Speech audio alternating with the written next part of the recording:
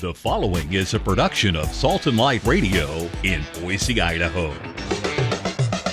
Kick off your work boots and pull up a boulder. It's time for Man Cave, discussing the issues that affect Catholic men in today's culture. Grab your favorite beverage, pick out a comfy spot around the campfire, and enjoy today's conversation with our two favorite cavemen, Pat King and Brian Howell. Welcome to the show. I'm Pat King. And I'm Brian Howell. Thank you for joining us today on Man Cave. Today, with Father's Day right around the corner, we thought we would talk about... Is it that time already? It is. Oh, my goodness. Get your orders in quick for what you want. But, no more ties. No more ties, please. That's true. That is true. No more neckties for Father's Day. But we want to talk about fathers, also share some memories of our respective dads, and then maybe talk about how we were maybe different or even the same when we were raising our kids. Wow. Yeah, that's quite a tall order. I got to thinking about that. We have a little bit of a plan, but not much of one. No plan. Flying by the seat of our pants. Yes, absolutely. That's why it's called the Man Cave. It's, what stays here, what happens here stays here. No. My father, I didn't know my dad all that well. My parents were divorced when I was 11.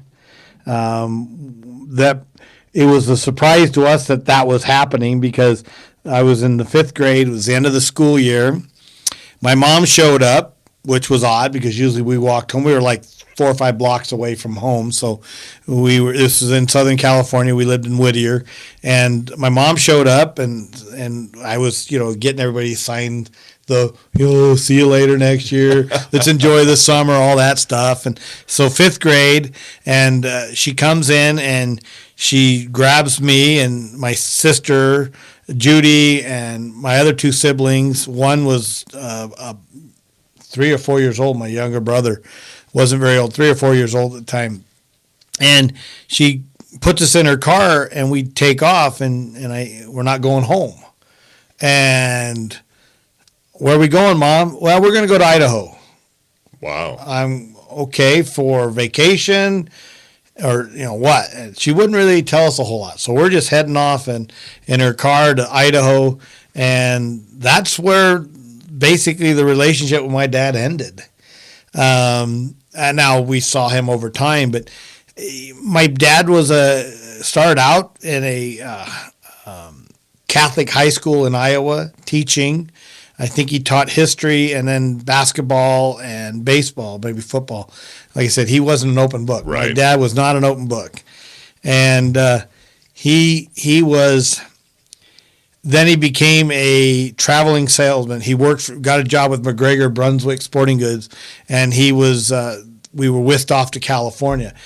I do remember early, I was probably 5, 6, 7, him taking me to Mass. Back then it was the Latin Mass because I'm that old.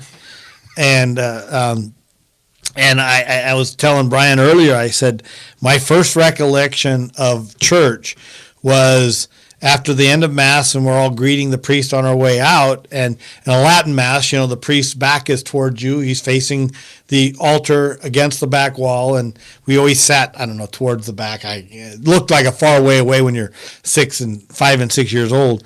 And I remember coming out, we're greeting the priest, and my dad's talking with him, and I tugged on his very pure white vestment.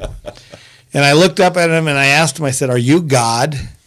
And, I remember that's my first recollection of actually being in church.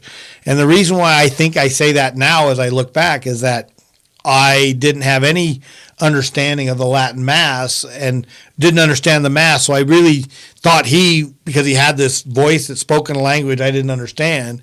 And I really thought, and he just smiled at me and said, "No, son, I'm not."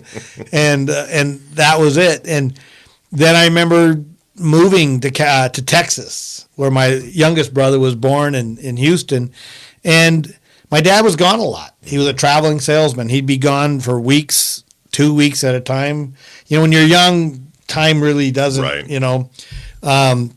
Christmas and summer. That's basically only two things a kid looks forward to. And your birthday. And your birthday. And when your birthday's close to Christmas, Yeah. you look forward to it, but it's always disappointing. Yeah, So, that's me. My dad,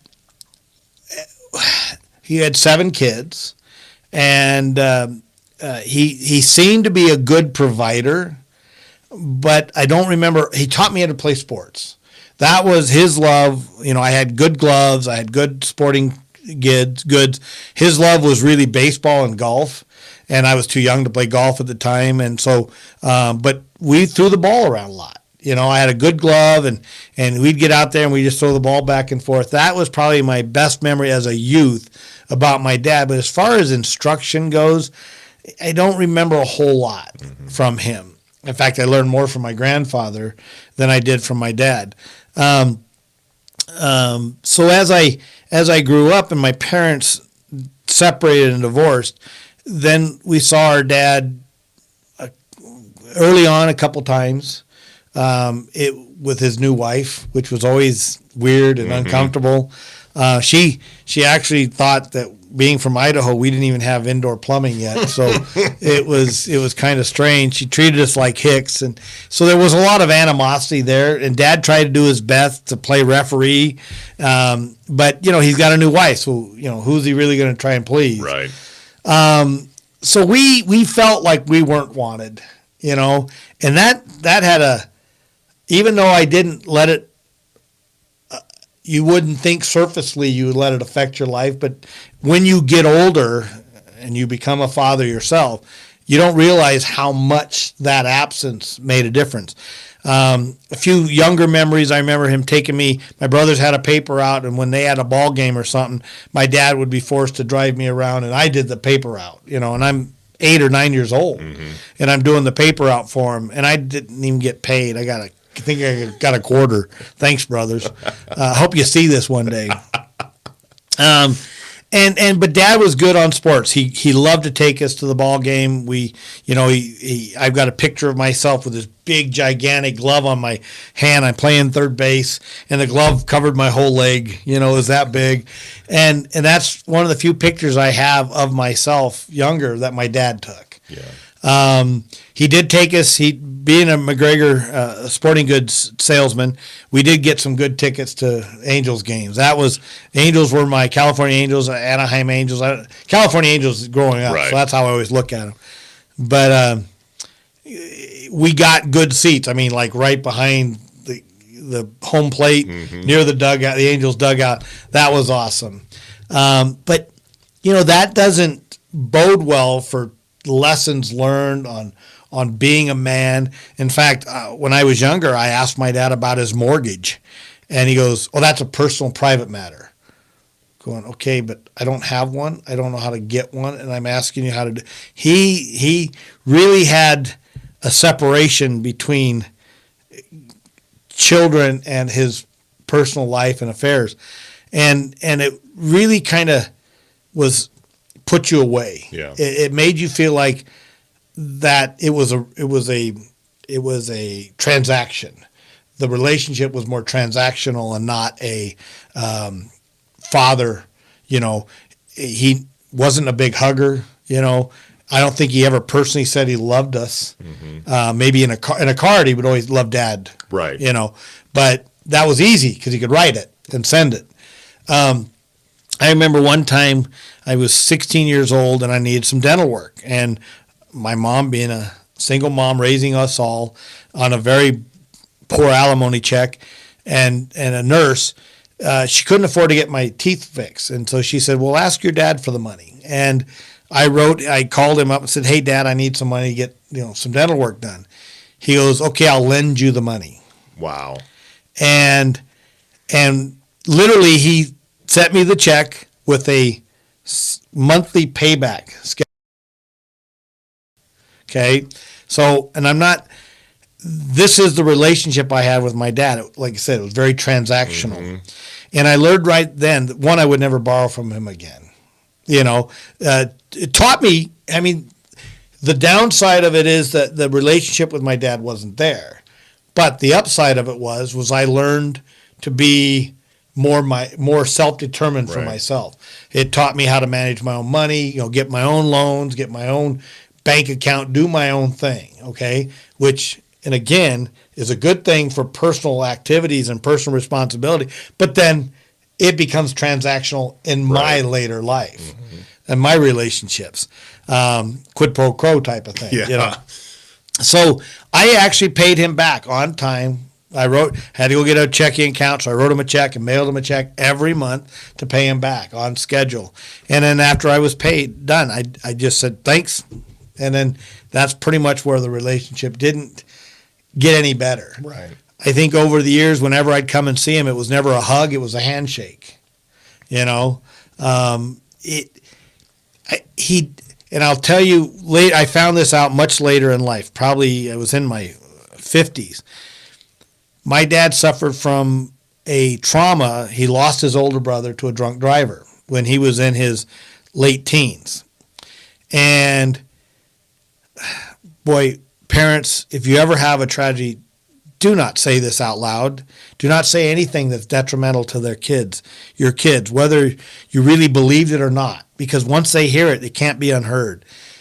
My dad overheard his mom tell her husband, my dad's dad, why couldn't it have been Ken? Why did it have to be Tom? Oh.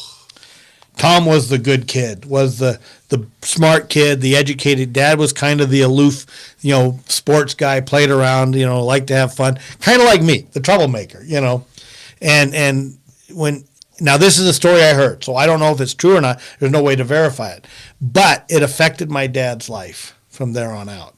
Now you'd think because a drunk driver killed his brother, who he loved dearly, would keep him from being a drunk and an alcoholic, but that would be wrong. He was an alcoholic probably most of his life, but he also had no relationship with his mother after that. He blamed his mother for his dad's early death.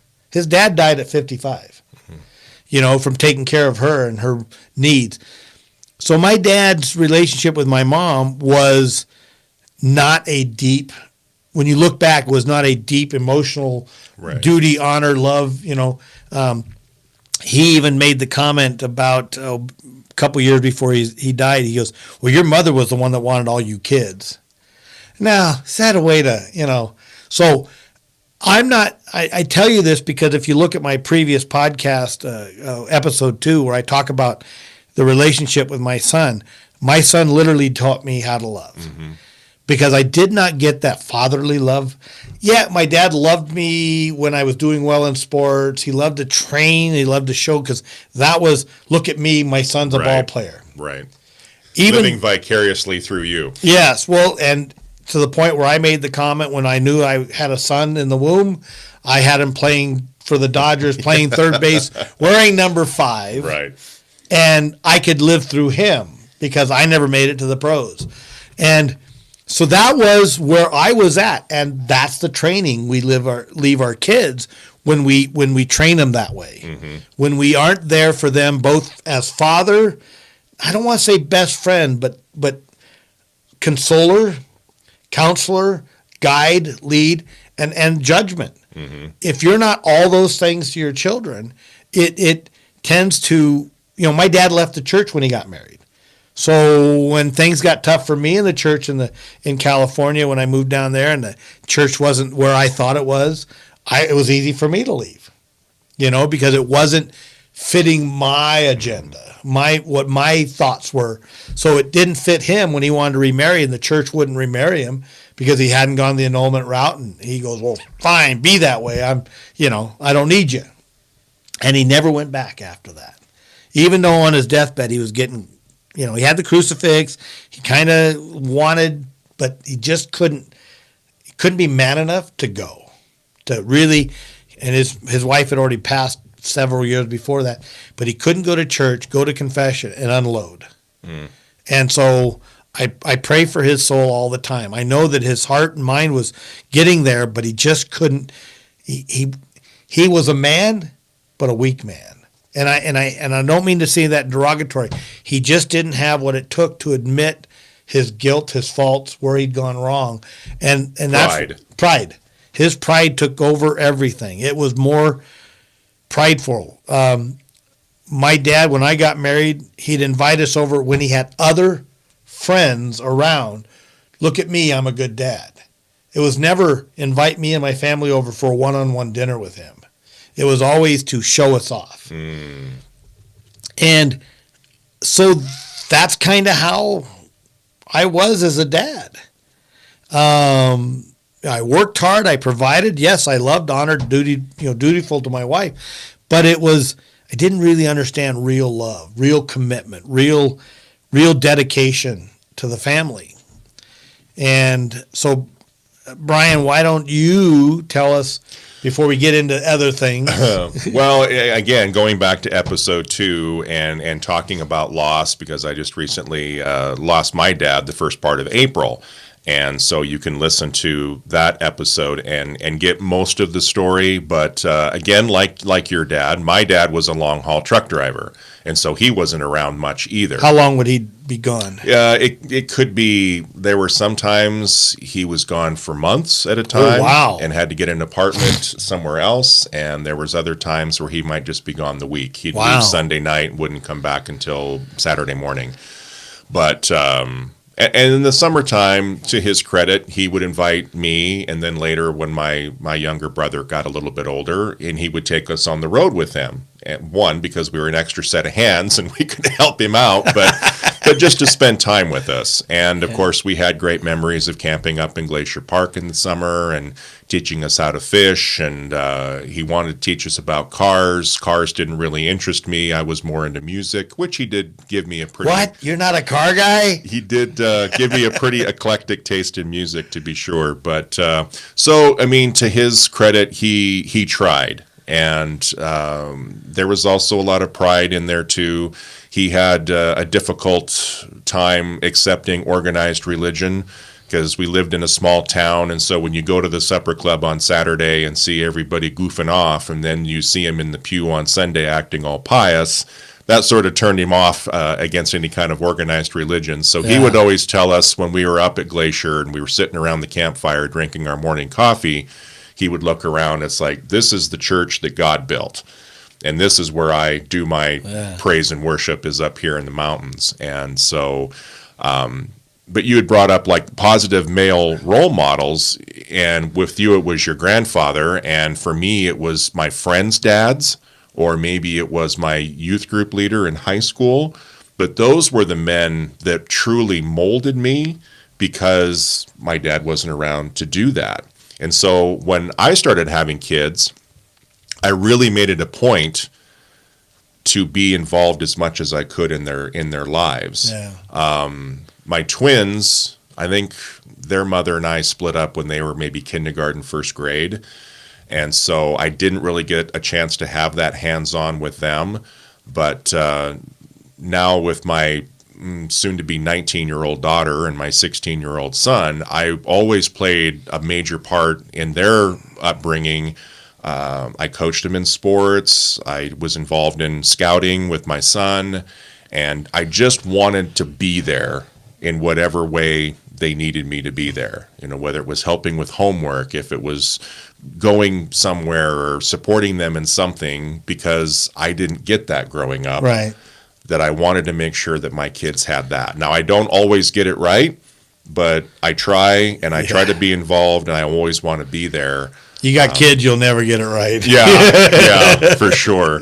But yeah, to just have that positive influence on a child, especially one you're bringing into the world, that you want to be there for them on all aspects. I mean, not only just providing their physical needs, but also to be there as the emotional and spiritual leader, educator. Yeah. You know. So let me ask you a question. If I'm much older than you, not that much older. Anyway, so being older and growing up, my family was, you wait till your father gets home. Oh, right. And so my dad tended to be the punisher. Of course, we had a show this morning about, you know, how the love for mothers versus dad. You know, if you're playing roughhouse with your dad, you're all fine and great. But when you scrape your knee, you go, Mom! Yeah. So was your mom the same way? My mom was, you wait till your father gets home for punishment. Because she couldn't, I don't know if it was she couldn't spank us. She, the old adage, this is going to hurt me more than hurt you. That's not I'm true. going, that's not true. My behind's red. I don't see a red hand. You're still cooking, But my father was more of the punishment, the judgment, the one that you don't talk back to your mom type of thing, which was fine when they're together. Right. Okay. So was your father, my dad would come home, and like I said, he traveled a lot. I don't know if it was run out to my dad, greet him at the car, all lovey-dovey or what, but because I always feared him coming home because I was going to get spanked. It was me. 7 kids, someone's bound to be in trouble.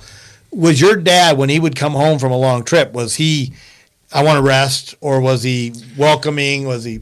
Yeah, he was probably more, I want to rest. I want to catch my breath, and then I got to get, underneath the truck and fix it before I go back out on the road. So, no, I was scared to death of my mother. My mother was definitely the disciplinarian in our family. So she laid down the law. But I do have one memory.